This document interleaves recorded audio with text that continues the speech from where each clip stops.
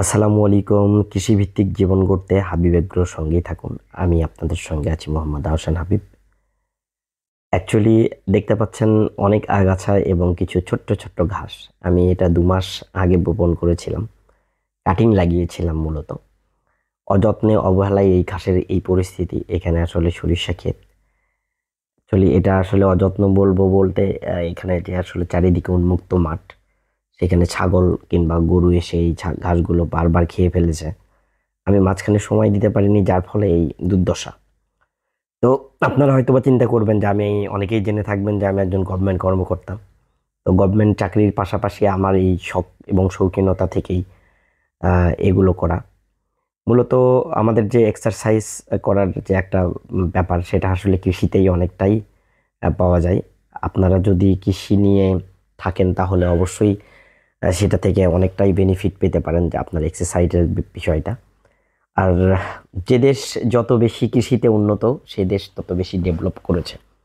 আপনি যদি চিন্তা করেন যে কৃষিভিত্তিক জীবন কেন বেছে নিলাম, কিংবা কৃষিভিত্তিক জীবনটা কেন আমাদের প্রয়োজন, তাহলে আমি বলবো আপনি তাকান আপনার পার্শ্ববর্তী দেশ চায়নার দিকে তাকিয়ে দেখুন, তারা আধুনিক কৃষিতে কতটা ডেভেলপ করেছে। তাদের দেশের এত জনসংখ্যা হওয়ার সত্ত্বেও তারা কতটা স্মার্ট। আপনি জাপানের দিকে তাকান, তারা কতটা স্মার্ট কৃষি করছে, কিন্তু আমরা সেখানে পিছিয়ে যাচ্ছি। অনেকেই নাক চিটকায়, অনেকেই আসলে কি বলবো, অপমান অপদস্থ করে।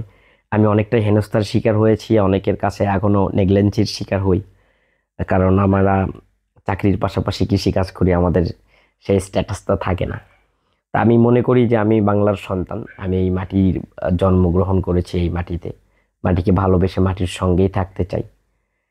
এতে কার ভালো লাগবে কার খারাপ লাগবে সেটা ম্যান্ডেটরি নয়, তবে আমি চেষ্টা করব কৃষিতে এগিয়ে যেতে, কৃষিতে কিছু সফল কিছু করে সফল একজন উদ্যোক্তা হয়ে বাংলার মাটিকে, বাংলার মানুষকে দেখানোর জন্য। হয়তো চিন্তা করবেন যে ভিডিওতে আমি এই কথাগুলো কেন বলছি, কেন শেয়ার করছি। মেনলি আমি রিসেন্ট বলবো না, আমি যখন এগুলো শুরু করি, যখন কৃষি নিয়ে শুরু করি, যখন আমি ছাগল পালন শুরু করি, যখন আমি কবুতর পালন শুরু করি, যখন আমি গরু পালন শুরু করি এবং কৃষিতে যখন মাঠে গিয়ে কাজ করি, আমি হয়তো হাতে ধরে গোবরটাও ধরছি, ছাগলের পা পরিষ্কার করে দিচ্ছি। হ্যাঁ, ছাগলের অনেক যে মানে কি বলবো আর কি, বাচ্চা হওয়ার পরের যে অংশগুলো সেগুলো পরিষ্কার করে দিচ্ছি।